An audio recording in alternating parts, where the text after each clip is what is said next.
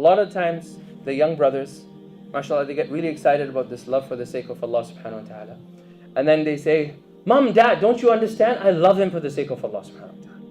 I'm going to spend the whole night and drinking coffee and chilling with him for the sake of Allah subhanahu wa ta'ala. I love him for the sake of Allah. And then we're going to stay up all night long and we're going to pray Fajr and come home and crash. And this is the ideal, the youth, as soon as they become a little bit practicing, they think it's halal fun for them and they can disobey their parents. Now I want to really ask you this question, youth and the other people that are involved in this.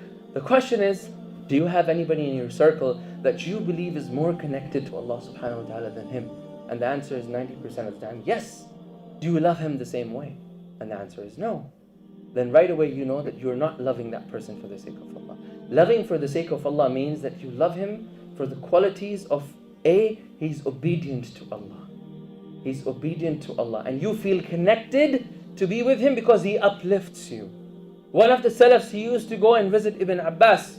So Ibn Abbas, every time he would see him, he's like, why do you come and visit me? He said, every time I put my eyes on you, I get a boost for 30 days to do Qiyamul Layl. Just by looking at you.